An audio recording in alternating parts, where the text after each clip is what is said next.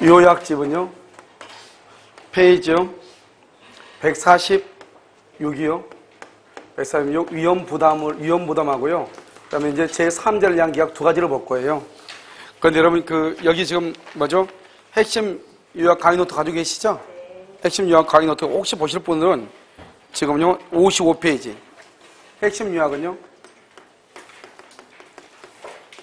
핵심 요약은 페이지요, 55. 55하고 그 다음에 56이에요.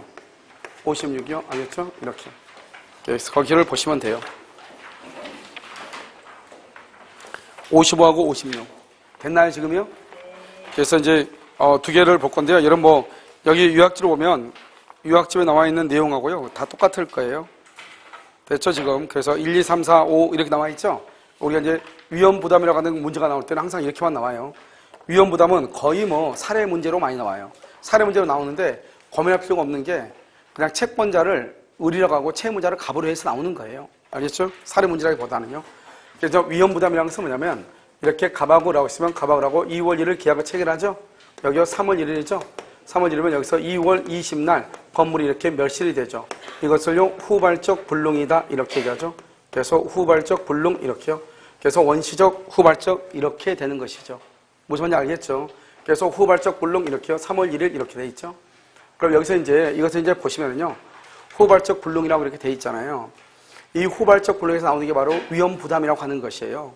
그러니까 위험부담은 이렇게 갑하고 을하고 이렇게 계약을 해서 2월 1일 이렇게 계약을 체결하고 나서 3월 1일 등기하기로 했는데 건물이 여기서 멸실된 거죠.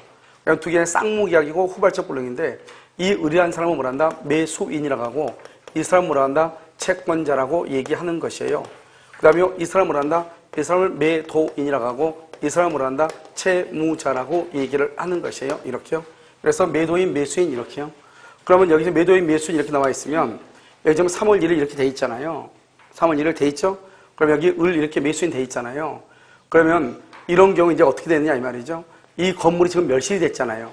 멸실이 됐기 때문에 일단은 을은 갑한테 어떤 이유로 따질 필요가 없어요. 일단 건물이 멸실이 됐죠. 그러니까 을은 갑한테 무조건 뭐를 못하냐? 등기를 청구할 수가 없어요. 등기를 청구를 못해요. 알겠죠? 그럼 등기를 청구를 못한단 말이 뜻이 뭐냐? 이것은 뭐냐면 갑은 을한테 등기를 해줄 뭐가 없다? 의무가 없다 이 말이죠. 그러니까 등기를 청구를 못한단 말은 을은 물건을 받지 못하죠. 이것을 물건의 위험이라고 얘기하는 거예요. 이 물건을 뭐란다? 급부라고 얘기하는 거예요. 급부의 위험 이렇게 얘기를 하는 것이에요. 그래서 물건의 위험 이것을요 급부의 위험 이렇게 얘기하는 것이에요. 무슨 말인지 알겠죠? 그래서 물건의 위험, 급부의 위험 이렇게 얘기를 한단 말이죠. 그 다음에 여기는 매도인이고 여기는 채무자 이렇게 돼 있잖아요. 그러면 뭐냐면 일단 우리가 건물 자체가 없기 때문에요. 그러면 건물이 없으니까 갑은 을한테 등기를 해줄 의무가 없고 을은 갑한테 등기를 청구를 못해요. 이게 여기서부터 이제 시작하는 거예요. 뭐죠? 위험부담은. 그러면 여기에서 건물이 없어졌는데 갑이 그러면 을한테 돈을 받을 수 있느냐 없느냐 이 말이죠. 돈을 받을 수 있느냐 없느냐 이게 문제예요. 이걸 위험부담이라고 그래요. 그러니까 만약에 갑이 건물이 없는데도 갑이 돈을 받을 수가 있대. 그러면 갑은 손해가 없잖아요. 건물이 없는데 그러면 갑이 돈을 받을 수 있단 말은 을이 돈을 준단 말이잖아요. 그럼 을이 손해죠. 그것을 채권자 위험부담주라고 그래요. 건물이 없어졌는데 갑이한테 돈을 못 받는데 그럼 건물은 없어지고 돈을 못 받으니까 누가 손해요? 갑이 손해죠. 그러면 갑이 채무자죠. 채무자가 위험을 부담한다 이렇게 얘기하는 거예요. 간단한 문제죠. 그러니까 여기서요 우리가 세 가지로 나누는 거예요. 세 가지로 이렇게요. 먼저요 채권자요. 채권자가 누구냐? 을이죠. 채권자의 잘못으로 건물이 멸실이 됐다 이 말이죠. 또는요 채권자 지체란 말이 무슨 말이죠? 채권자 지체 중이란 말이 무슨 말이죠? 채권자가 잘못했다 이 말이잖아요. 채권자가 잘못하고 있는 중에 쌍방의 잘못 없이 천재 지배내에서 건물이 멸실됐다. 그런데 이 쌍방의 잘못이 없다가 중요한 것이 아니고 먼저 채권자 지체 중이었단 말이 중요하잖아요. 그 다음에 미리 채권자에게 인도했어. 미리 채권자에게 인도를 했어. 미리서 인도를 했다 이 말이죠. 채권자에게 미리서 인도를 했어. 인도. 알겠죠? 그래서 채권자에게 인도를 했어. 그랬는데 건물이 멸실됐다 이 말이죠. 그러니까 미리 인도했단 말은 잔금 받기 전에 이 말이죠. 그러면 잔금 받기 전에 을이 가지고 있다가 을의 영역에서 어떤 이유로 멸실됐다 이 말이죠. 그건 따질 필요가 없죠. 을의 영역에서 멸실됐으니까 일단 을은 갑한테 돈을 지급을 해야 되겠죠. 그런데 그 멸실된 것이 만약에 제3자 때문에 멸실됐다 그러면 을은 일단 갑에게 대금을 지급하고 제3자한테 손해배상을 받아야 되겠죠. 우리가 지금 얘기하는 것은 제3자와의 관계에서 얘기하는 것이 아니고 갑하고 을하고 두 사람 사이에서 얘기하고 있다 이 말이죠. 그래서 이런 경우는 어떻게 된다? 이런 경우는 갑이죠. 갑은 누구죠? 채무자죠. 갑은 을에게요 대금을 말 수 있다, 청구할 수 있다. 이게 중요하죠. 청구할 수 있다. 그러니까요 건물은 없어지고 을은요 갑에게 대금을 지급해야 되죠. 그러니까 누가 손해죠? 을이 손해죠. 을을 뭐란다? 채권자 위험 부담주의다. 그래서 갑은 을에게요 대금을 말 수 있다, 청구할 수 있다 이렇게요. 대금을 청구할 수 있다 이렇게. 그 다음에 여기요. 여기 보면 대금을 청구할 수 있죠. 그럼 여기서 어떻게 돼요? 이때는 뭐냐면 을에게 대가 위험이 이전한다 이렇게 얘기해. 이전한다. 이 말 무슨 말인지 좀 이따 보고 이걸 채권자가 위험을 부담한다 이 말이죠. 왜냐하면 건물 없어지고 돈만 줘야 되니까. 반대로 뭐죠? 갑은 을에게 대금을 청구할 수 있다는 말은 을은 갑에게 대금을 지급할 뭐가 있다? 의무가 있다. 그 말이잖아요. 알겠죠? 그 다음에 또 한 가지가 뭐냐면 여기서는요 채무자예요. 채무자 갑이죠. 채무자의 잘못으로 건물이 멸실됐다. 여기는 채권자 잘못이죠. 채무자가 잘못했죠. 이것을 뭐란다? 채무불이행이라고 하는 거예요. 채무불이행이요. 그럼 채무불이행이 있으면 어떻게 돼요? 채무불이행이 있으면 누가요? 누가? 채권자가 을이 계약을 마고 해제하고 손해배상을 청구하죠. 을이 갑이 잘못했으니까. 그런데 여기가 쌍방이요. 쌍방에 잘못이 없어요. 쌍방에 잘못이 없다는 말은 한마디로 말하면 을이 잘못이 없다는 거예요. 을이 잘못 없이 건물이 멸실됐죠. 그럼 을이 잘못 없으니까 그러면 어떻게 돼요? 갑은 을한테 돈 달라고 할 수 있어요? 없어요? 없죠. 쌍방이 잘못이 없다는 것은 제3자의 방화요. 제3자 방화요. 제3자가 방화를 했다 이 말이에요. 방화. 제3자가 방화를 했다 이 말이에요. 알겠죠? 그 다음에 또 한 가지가 뭐죠? 제3자가 방화를 했다. 또는요 천재지변이다 이런 말이잖아요. 천재지변 이렇게요. 이런 경우는 뭐죠? 그것은 을이 잘못이 없죠. 을이 잘못이 없으니까 어때요? 갑은요 을에게요 대금을 말 수 있다, 청구할 수 있다 없다? 없다. 그러니까 갑은 을한테 대금을 청구를 못하니까 결국 을은 갑에게 대금을 지급할 의무가 없다. 그래서 이것을 뭐냐? 갑이 채무자가 대가의 위험을 부담한다 이렇게 얘기하는 거예요. 그럼요 이 물건을 뭐라냐? 물건은 급부라고 한다고 그랬죠? 그럼 이 대가를 뭐란다? 반대급부라고 얘기하는 거예요. 반대급부의 위험이다 이렇게요.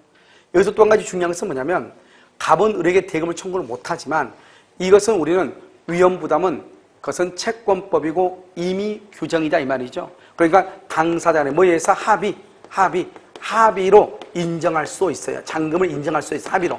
원래는 청구를 못하지만 합의에 의해서 무슨 규정이니까 임의 규정이니까 합의에 의해서 인정할 수도 있다 이런 말이죠. 무슨 말인지 알겠죠? 그래서요 쌍방은 이렇게 되는 거죠. 그래서 갑은 을에게 대금을 청구하지 못한다 이렇게. 대가 위험이 있다 없다? 없다. 반대급부 위험이 있다 없다? 없다 이렇게. 무슨 말인지 아시겠죠? 그래서 이런 것들은 이제 얘기를 하는 것이죠. 이렇게요. 그래서 이제 이것을 이제 우리가 뭐냐? 위험 부담이다 이렇게 하는데요. 먼저요 여러분요. 이렇게 채권자 위험 부담주의 경우에 이로 인해서 채무자가 얻은 이익이 있죠? 채무자가 얻은 이익이 있다. 그럼 이 이익을 뭐란다? 반환해야 돼요. 채권자의 잘못으로 채무자가 얻은 이익이 있죠? 그 이익은 반환해야 된다. 이 말이죠. 무슨 말인지 알겠죠? 자, 한번 볼까요? 위험부담 한번 보세요. 자, 1번요. 148페이지요. 146페이지. 유학집의 1번. 쌍무계약이죠. 쌍무계약의 쌍방의 책임 없는 사유. 원칙적으로요. 채무자 위험부담주의니까요. 천재지변, 제3자의 방화, 국가의 수익 금지 조치 이 말이죠. 채무자는 상대방의 이행을 청구하지 못한다. 즉 무슨 말이냐? 대금을 청구하지 못한다 이 말이죠. 2번이 우리 시험에 나와요. 매매계약 체계로 후발적이죠. 국가에 의해서 돌연히 수용이 됐다. 수용됐다. 그러면 채권자가 잘못이 있다 없다? 없다. 대가 위험을 채무자가 부담하죠. 매수인에게 대금을 지급을 청구할 수 없다 이 말이죠. 4번 봐봐요. 위험 부담의 문제된 영에서 채무 불이행이란 말은 나온다 안 나온다? 안 나온다. 채무 불이행은요. 그러면 5번은요. 계약 관계는 뭐가 된다? 해소되고 채무자는 자기 채무를 면하면서 상대방에 대해서 반대급부가 뭐죠? 돈을 청구할 수 있다 없다? 없다. 대금을 청구할 수가 없다. 반대로 얘기하면 매수인은 매도인한테 대금을 지급할 의무가 있다 없다? 없다 이 말이죠. 6번은요. 첫 번째 끝에 보면 쌍무계약에서 당사자 쌍방의 귀책 사유 없이 채무가 이행불능이 되죠. 채무자는 급부 의무를 면함과 더불어 반대급부도 뭐하지 못하고 청구하지 못하고, 쌍방 급부가 없었던 경우에는 계약관계는 소멸하고 이미 이행한 급부는 법률상 원인 없는 급부가 되어 부당이득 법리에 따라서 반환을 할 수 있다, 청구할 수 있다 없다? 있다. 알겠죠? 있다 이렇게. 자, 그 다음에 7번 한번 보세요. 여러분 경매죠. 경매에서 매각됨으로 해서 쌍방의 잘못 없이 이행이 불능이 됐죠. 그러면 아무튼요 매매 목적물이 경매가 된 거예요. 갑자기요. 그래서 쌍방의 잘못 없이 이행 불능이 되죠. 매도인은 이미 지급받은 계약금을 반환해야 되죠. 그런데 매수인은요 목적물을 뭐라면서 점유, 사용함으로써 취득한 임료 상당의 부당이득을 반환할 뭐가 있다? 의무가 있다 이 말이죠. 알겠죠? 대신 갑은 대금을 못 받으니까 의리 물건을 넘겨받아가지고 사용한 이익이 있으면 그 이익을 만다 반환해야 된다 이렇게. 알겠죠? 그 다음에 채권자죠. 채권자 영담지는 일단 3가지에다가 이건 4가지 이렇게 중간 수익까지요. 자, 1번 보세요. 채권자의 책임 있는 사유죠. 채권자. 그래서 채권자의 책임 있는 사유로 이행할 수 없게 되면 채무자는 상대방의 이행을 할 수 있다, 청구할 수 있다. 2번요. 수령지체 중 쌍방의 책임 없는 사유로 이행할 수 없다. 채무자 갑은 을에게 이행을 청구할 수 있다. 그 다음에 3번 한번 보시고 4번 보세요. 4번은요. 계약관계는 전속하고 채무자는 자기의 채무를 면하고 상대방에 대한 반대급부를 말 수 있다, 청구할 수 있다. 그러니까 채권자는 뭘 해야 된다? 잘못했으니까 대가를 지급해야 된다 이 말이죠. 5번은요. 5번은 쌍무계약에서 채권자의 잘못으로 이행이 불능이 되죠. 채무자는 자기 채무를 면함으로써 얻은 이익. 여기 있죠. 여기 원래 채권자가 잘못했는데 채무자가 자기 채무를 면하면서 얻은 이익이 있어. 채무자가. 그럼 그 이익을 뭘 한다? 반환해야 된다 이 말이죠. 그 다음에 6번은요 뭐냐면 이거예요. 여기 인도 잔금 받기 전에 미리 잔금을 받기 전에 매수인에게 미리 등기 및 인도를 해줬다. 그런데 물건이 멸실이 됐다. 그러면요 미리 넘겨줬는데 을의 영역에서 멸실이 된 거잖아요. 그럼 어떻게 한다? 갑은 매도인은 즉 채무자는 매수인 채권자에게 대금을 말 수 있다, 청구할 수 있다 이 말이죠. 알겠죠? 그래서 여러분요 위험 부담이라고 하는 것은 이것은 양 자체가 워낙 적어요. 적은데 이게 바로 1번, 2번, 3번, 4번, 5번이에요. 항상 이렇게 나오니까요. 우리가 이제 이것을 정확하게 해야 되고, 채권자 위험 부담주가 3개잖아요. 채권자가 잘못했다. 그 다음에 채권자 지체 중 쌍방이 책임 없는 사유다. 미리 채권자에게 인도했다. 알겠죠? 그럼 채무자는요 쌍방의 잘못이 없다. 천재지변이라든가 제3자가 방화했다 이 말이잖아요. 그런데 만약에 채무자가 잘못했다. 그럼 뭐가 된다? 채무 불이행이 된다. 계약을 말 수 있다. 해제할 수 있다. 이런 말이죠. 됐죠? 자, 그 다음에 어디 보냐? 제3자를 위한 계약이요. 유약집의 147페이지를 보고요. 그러면 핵심 유약은 여러분요. 핵심 유약은 몇 페이지죠? 56페이지를 보시면 되겠죠? 제3자를 위한 계약이요. 여러분 제3자를 위한 계약이라는 것은 우리가 이제 생명보험 계약하고 똑같은데요. 여기 한번 봐봐요. 지금 여기서 보면 갑이 있죠. 갑하고 여기 을하고 있으면요. 갑하고 을하고 계약을 하죠. 생명보험 계약을 해요. 이것을 뭐란다? 보상관계라고 얘기하고요. 이 을을 뭐란다? 낙약자라고 하죠. 이 낙약자를 뭐란다? 채무자라고 얘기하죠. 이 갑을 뭐란다? 요약자라고 얘기하죠. 그래서 을이 이렇게 병이죠. 병을 뭐란다? 수익자라고 얘기하는 것이고, 갑하고 병하고 요약자와 수익자를 뭐란다? 대가관계라고 얘기하죠. 먼저 제3자를 위한 계약은요. 용어 정리를 정확하게 해야 돼요. 요약자는 약속을 요구한 사람이고, 낙약자는 약속에 대해서 승낙을 하는 사람이고, 그 다음에 이 수익자를 말한다. 수익자를 제3자라고 얘기하죠. 제3자요. 그렇죠? 이걸 낙약자, 채무자라고 하는 것이고, 여기를 말한다. 대가관계. 여기는 무슨 관계? 보상관계. 이렇게 얘기하는 것이죠.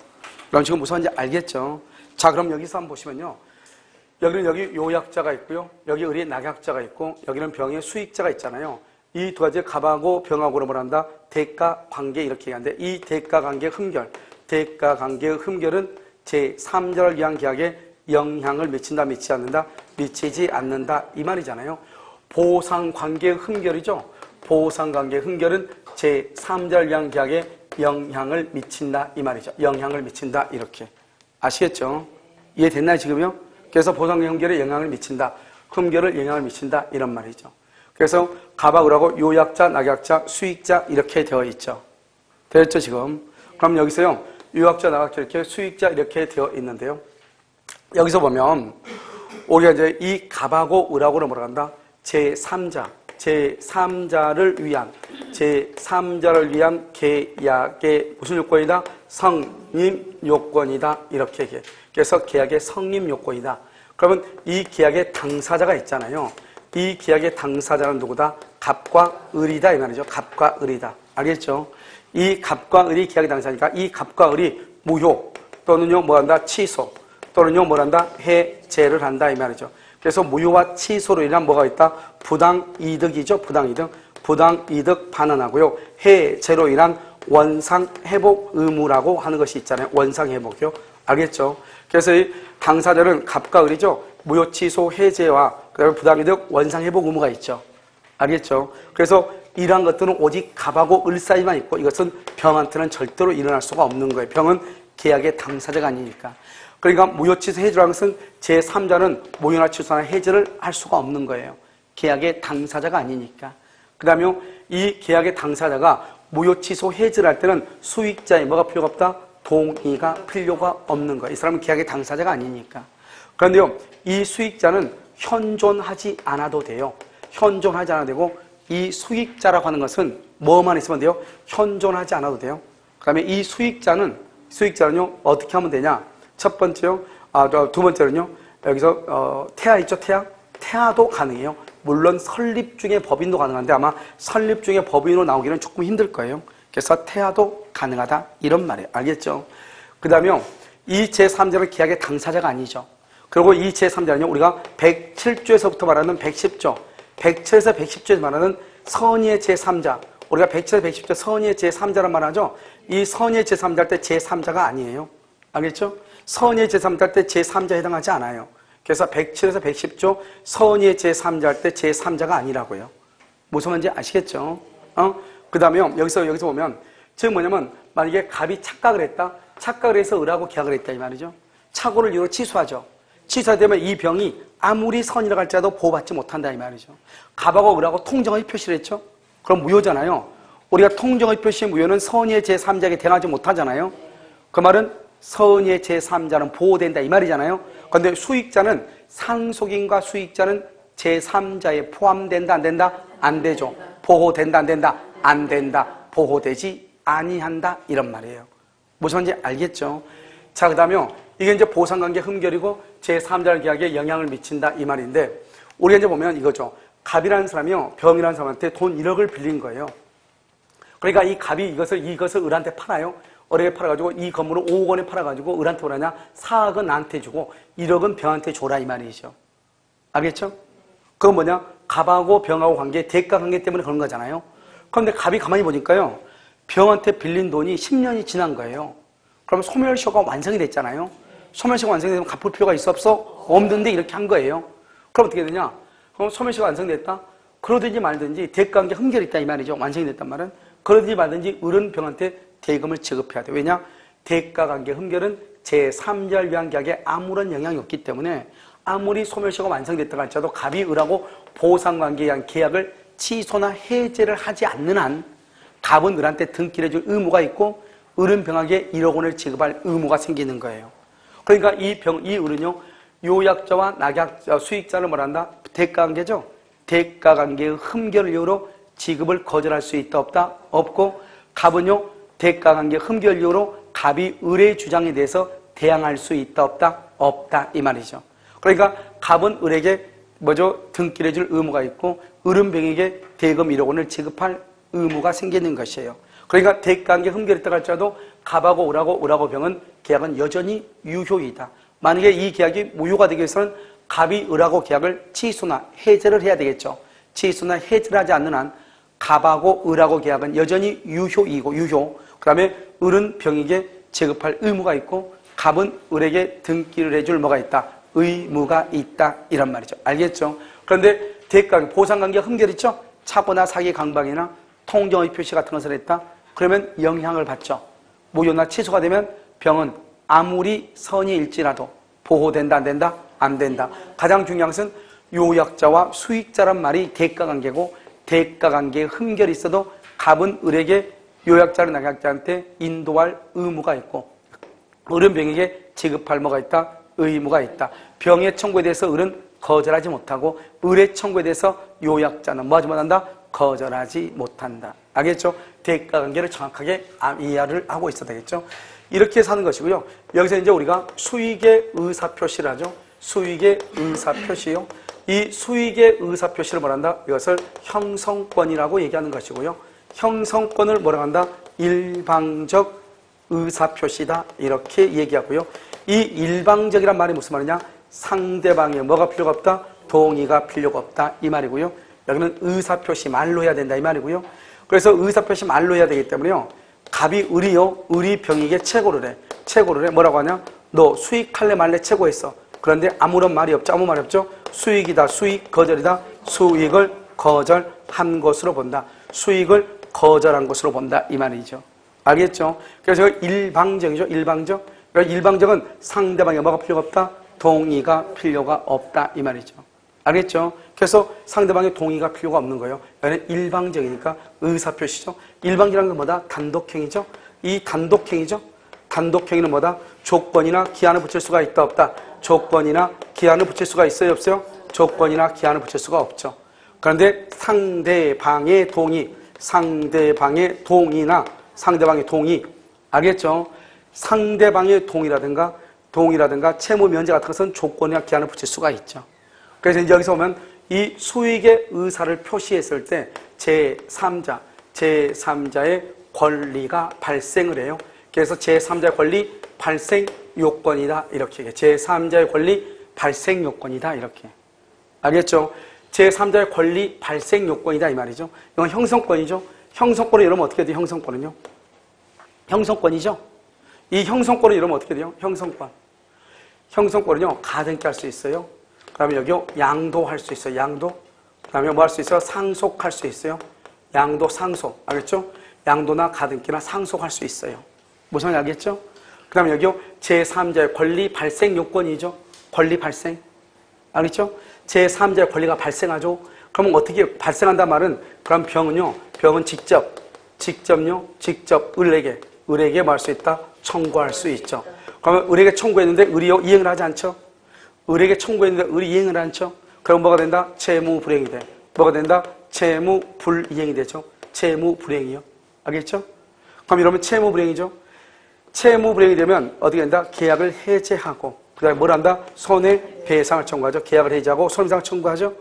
그럼 계약의 해제는 뭐예요? 해제. 계약을 해제하고 손해배상을 하죠. 해제는 누가 하죠? 해제는 갑이 하는 거예요. 계약 당사자만 해제해요.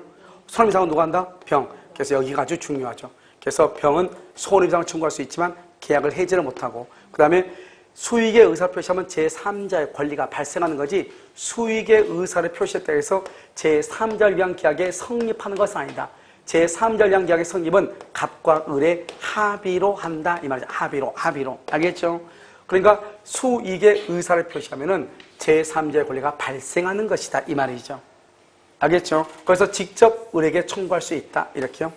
그러면 이제 수익의 의사표시를 했죠. 수익의 의사표시를 했다 할지라도 병은 계약 당사자가 아니에요. 계약 당사자가 아니니까 무효취소 해제를 할 수 있다 없다? 없다. 무효취소 해제 안 된다. 부당이득 반환이라든가 원상회복 된다 안 된다? 부당이득 반환이나 원상회복을 병한테 청구할 수가 없다. 이 말이죠. 자, 그 다음에요. 두 번째 갑과 을의 합의로 수익 내용을 변경할 수 있어요 없어요? 수익 내용을 변경할 수 있어 없어? 없다. 이 말이죠. 그래서 수익 내용을 변경을 못하는 것이에요. 알겠죠? 그래서 수익 내용을 변경을 못해요. 그래서 갑과 을과 합의로 수익 내용을 변경을 못하는 것이에요. 무슨 말인지 알겠죠? 그럼 어떻게 한다? 미리요 변경할 수 있는 변경권을 뭐랬거나 유보했거나, 미리 변경할 수 있는 변경권을 유보했거나, 유보. 그 다음에 또 뭐가 있다? 제3자. 제3자에 뭐가 있다? 동의가 있으면 가능하다. 가능하다. 그때는 가능하다 이 말이에요. 무슨 말인지 이해되시죠? 이런 경우는 가능하다 이런 말이에요. 그래서 갑과 을 간의 합의죠. 합의로 수익 내용을 변경. 된다 안 된다? 안 된다. 이게 또 중요해요. 무슨 말인지 알겠죠?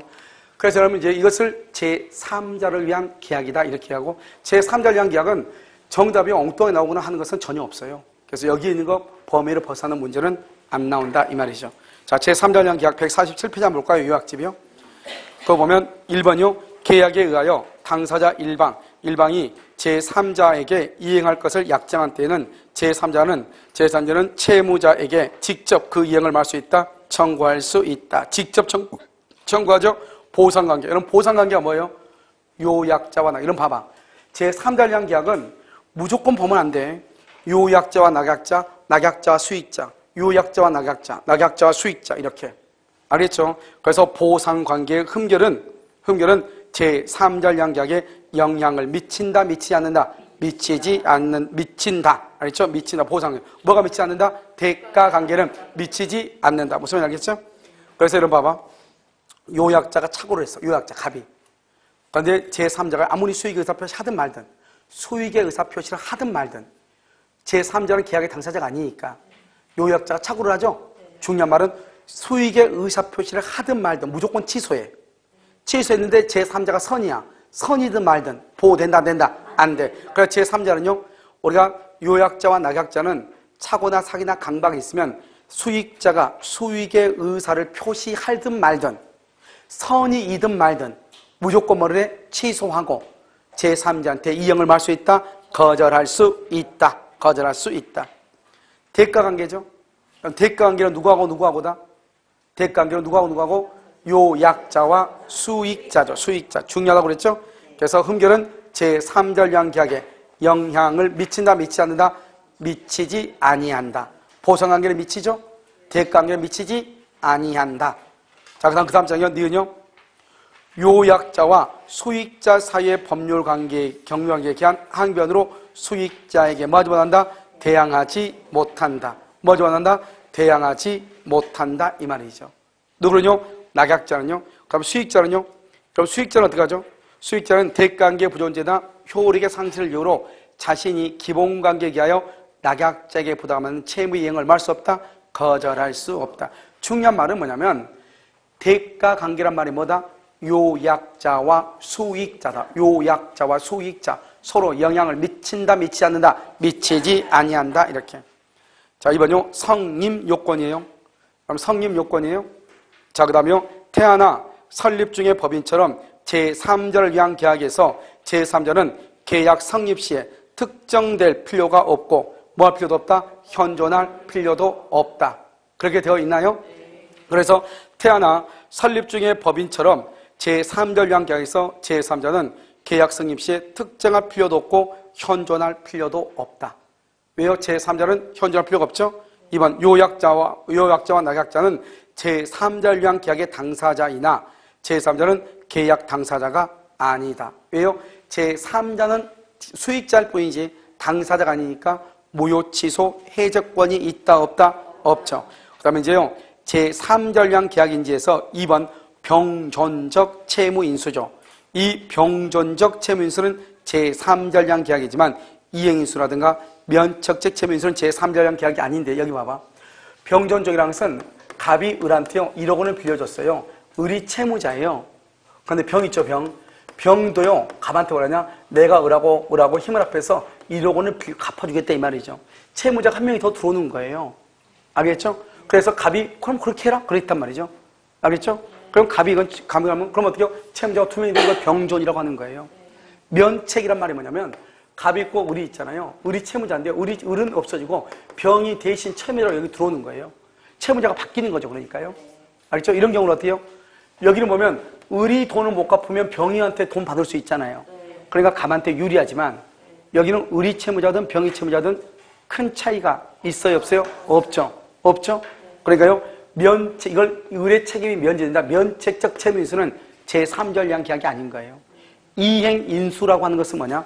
이행인수는 갑이 있고 여기 을한테 돈을 1억을 빌렸는데 을하고 병하고 둘이 두 사람 간의 합의.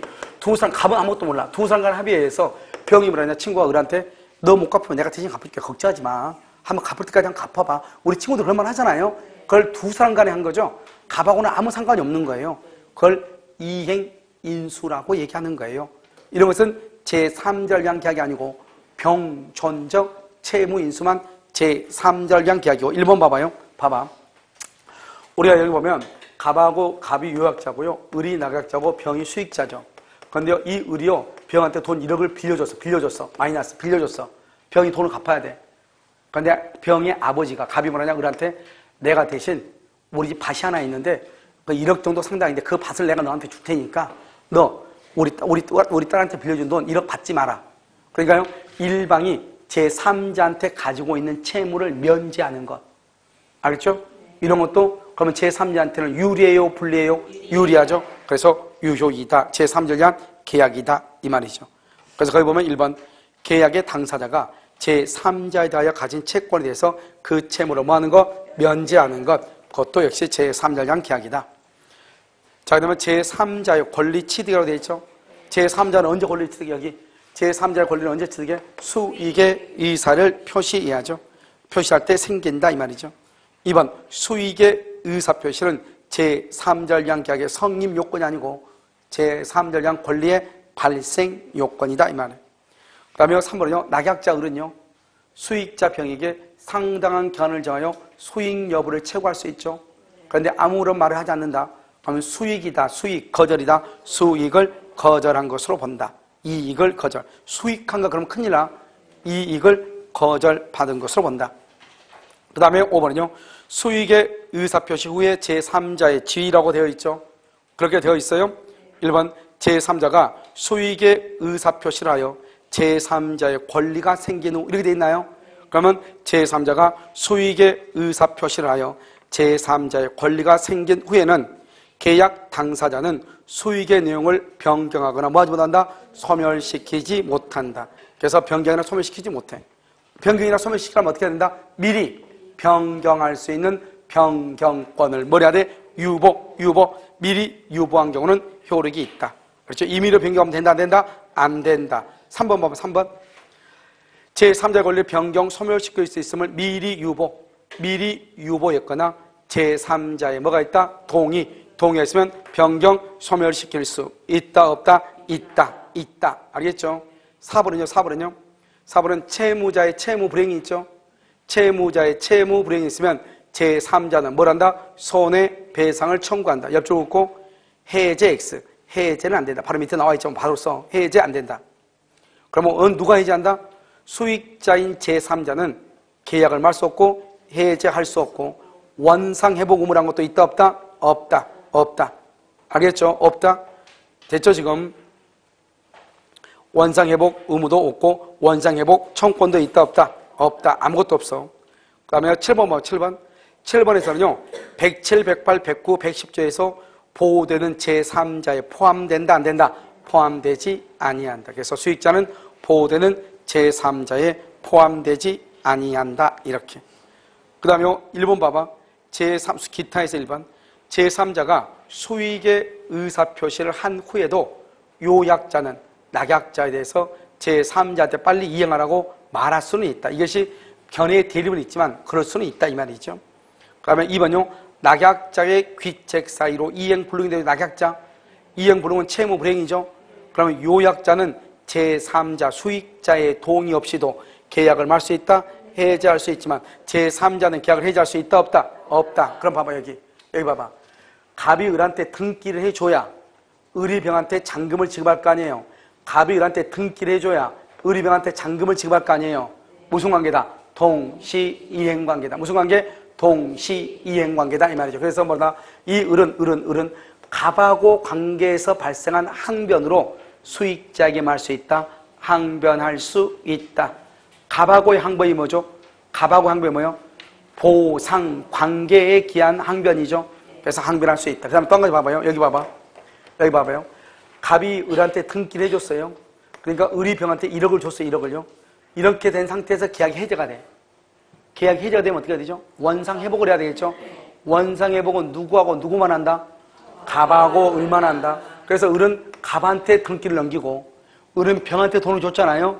그래도 누구한테 가서 돈을 받아온다? 갑한테 받아와야지 병한테 받을 수 없다고. 병은 계약의 당사자가 아니니까 무효나 취소나 해제가 됐을 때 병에게 아무리 지급했다고 할지라도 부당이득 판환이나 원상회복을 뭐 할 수 없다? 청구할 수 없다 이 말이죠. 우선 이러면 이해되셨죠? 그래서 갑하고 을하고 병하고 관계에서 병은 계약의 당사자가 아니라고. 그래서 할 수 있다고 없다고? 없다고. 우선 이제 이해되셨죠 지금? 여기까지를 이제 얘기하는 것이고요. 그 다음에 여러분요, 잠깐만요. 어디를 잠깐 봐야 되냐면,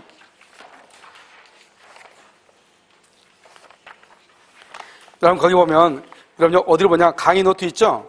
이 핵심 영역 노트 56페이지 맨 밑에를 봐봐. 핵심 영역 노트 56페이지 맨 밑에 지금 보고 계셔요? 자, 지금부터 그걸 잠깐 설명을 해.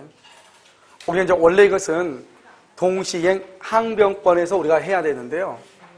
해야 되는데, 지금 여기서부터 지금 한번 본단 말이죠. 이건 이제 뭐냐면, 먼저 이제 유상계약이라고 하는 것이 있어요. 유상계약하고, 그 다음 무슨 계약 있죠? 쌍무계약이라고 하는 것이 있어요. 그럼 여기요, 무상계약이죠? 무상계약이 있고요. 여기요, 편무계약이라고 하는 것이 있어요. 편무계약이요. 됐죠? 그럼 여기 유상이죠? 유상이고, 여기 편무계약이죠? 이것을 우리는 뭐란다? 현상광고라고 하는 거예요. 현상광고, 이렇게. 됐죠? 자, 그럼 여기요. 무상계약이죠? 그럼 무상계약은 뭐냐면 증여하고요. 증여. 그다음에 여기 뭐가냐? 사용대차라고 하는 것이 있어요. 사용대차. 그다음에 유상이죠? 그럼 유상이라는 것은 매매하고요. 매매하고 교환하고요. 그다음에 환매하고요. 환매. 그다음에 임대차하고요. 그다음에 여기 도급 이런 것들이 도급. 이런 것들이 있단 말이죠. 이런 것들이 이렇게 유상계약이에요. 그다음에 우리나라는 먼저 무슨 계약이냐? 낙성계약이에요. 낙성계약이고 불요식 계약이에요. 불요식 계약은 것은 일정한 방식을 요하지 아니한다 이 말이죠. 낙성이라는 것은 낭만하면 계약이 성립한다 이 말이죠. 낙성계약과 반대가 성낭만하면 안 되고 뭔가로 줘야 돼. 그것을 요물계약이라고 얘기하죠. 요물계약이요. 이 요물계약은 현, 대, 계, 보라고 하는 거예요. 현대계보. 여기서 현상광고요. 현상광고. 대물변제요. 대물변제. 계약금 계약이요. 보증금 계약이요. 이렇게요. 현대계보. 이것을 요물이다. 요물계약이다. 이렇게요. 낙성이죠. 불요식이죠. 불요식은 여기서요. 요식이다. 요식. 요식행위요. 요식. 알겠죠? 요식이죠. 요식에는 이런 뭐가 있어요?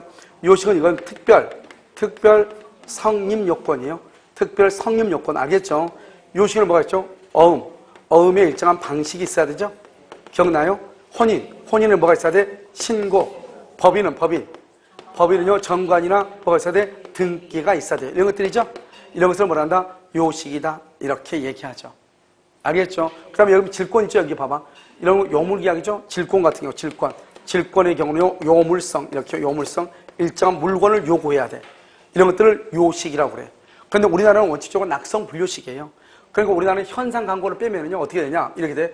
증여, 무상계약 증여는요, 무상, 편무, 낙성 불요식이에요. 알겠죠? 여기요, 매매계약은요, 유상, 쌍무, 낙성 불요식이에요. 알겠죠? 낙성 불요식이고요. 그 다음에 이제 이 현상 광고 때문에 문제가 되죠. 현상 광고란 게 뭐예요? 현상 광고는 여기 봐봐. 유상이죠. 유상이면서 편무죠. 그러니까요, 현상 광고가 언제나 쌍무인 것은 아니죠. 여기 편무계약이 언제나 무상계약인 것은 아니죠. 왜요? 무상계약이다 편무인데 뭐가 있어? 유상이 있으니까요. 그런데 여기 보면요.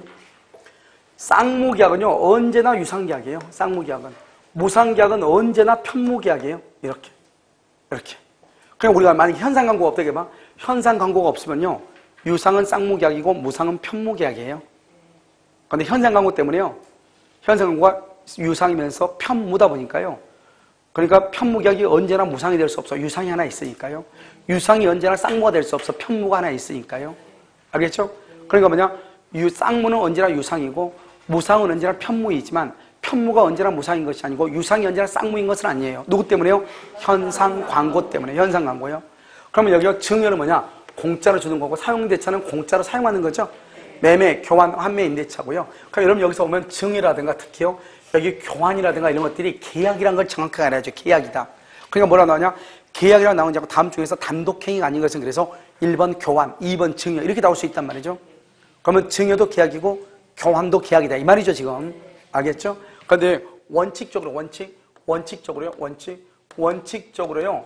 여기 소비대차라고 하는 것이 있어요. 소비대차. 그다음에 이거보다 사용대차라고 있고요. 소비대차, 사용대차 이렇게 원칙적으로 소비대차가 있고 사용대차가 있고 그다음에 여기 또 뭐냐면 소비대차가 있고요. 위임이 있고 임치가 있고 그다음에 여기 종신 죽을 때까지요. 정기적으로 돈을 주는 것 종신 정기금 있죠. 소비대차는 돈 차용증 쓰고 돈 빌려준 거죠. 차용증 쓰고 돈을 빌려준 것이고요. 위임은 뭐 일을 맡기는 거죠. 대리권 주는 거. 임치는 물건을 맡기는 거죠. 그럼 원칙적으로 이런 것들은 소비대차는 무상이니까 무이자 소비대차가 원칙이에요. 그러니까 아무 말 없이 돈 빌려주면 무이자예요. 알겠죠? 돈 빌려주고 나서 이자 왜 안 줘? 이런 사람 있죠? 골치 아파 그건 무이자 아무 말 없으면.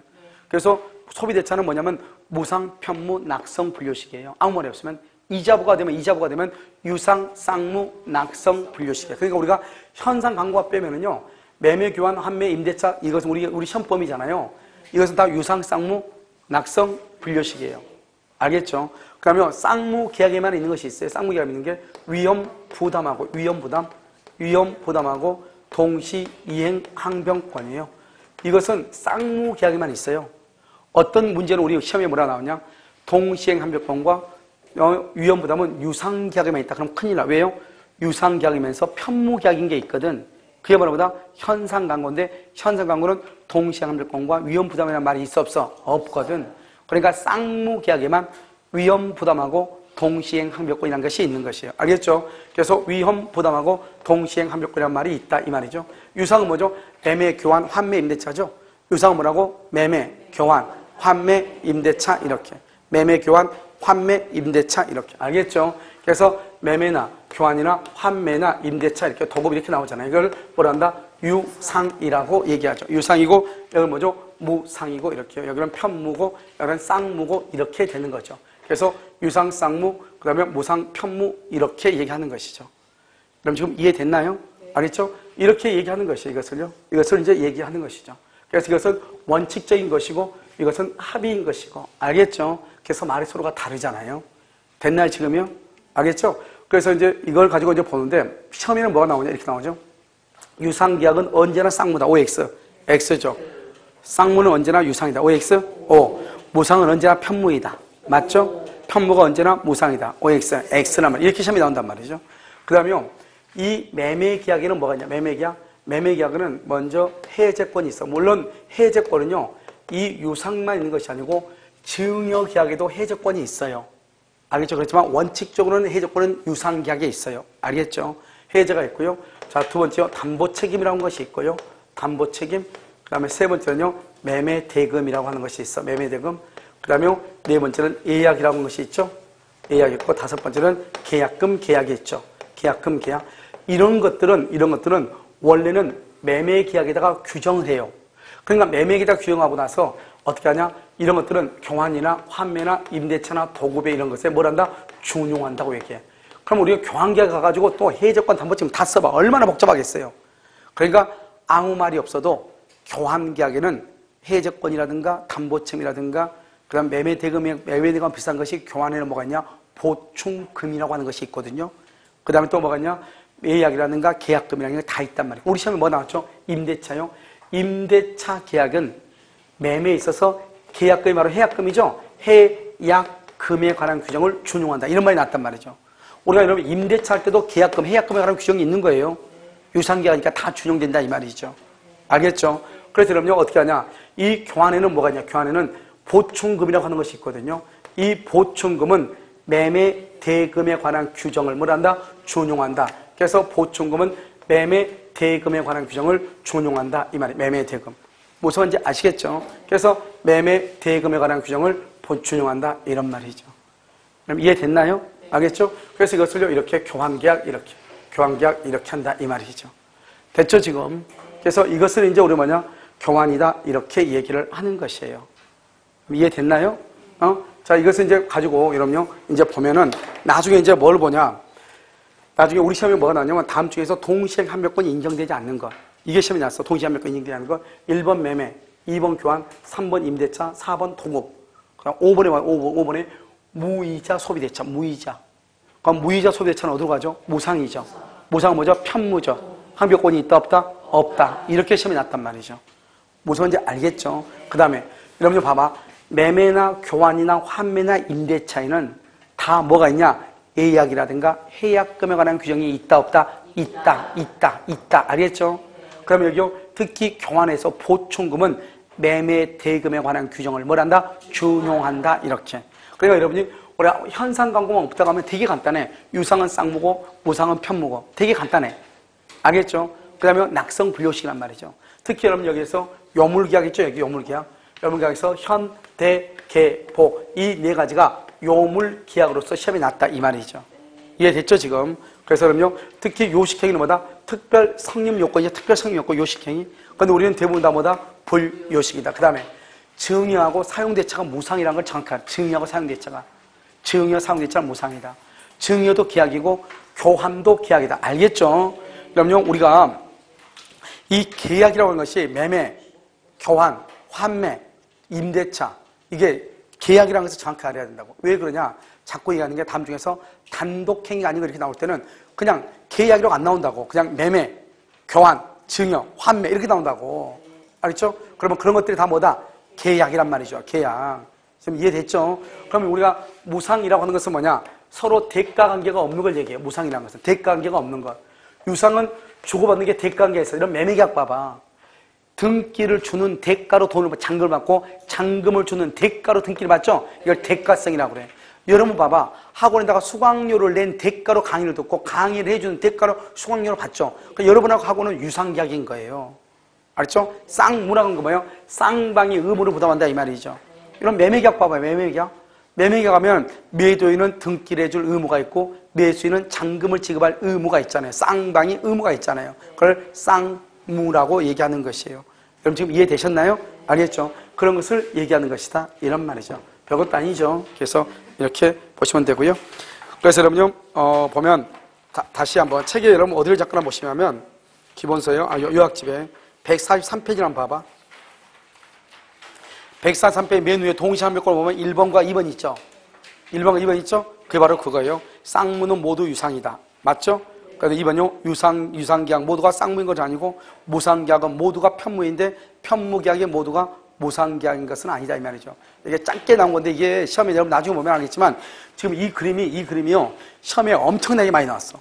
알겠죠? 나중에 지문 우리가 기출 지문 한번 보면 알겠지만 시험 문제가 엄청나게 많이 났단 말이죠. 그러니까 별것 아닌 것 같지만 이걸 알아야지 전체적인 우리가 채권법에 대한 전체적인 것이 어떻게 구성되어 있는가 하는 것을 알 수가 있다 이 말이에요. 아시겠죠?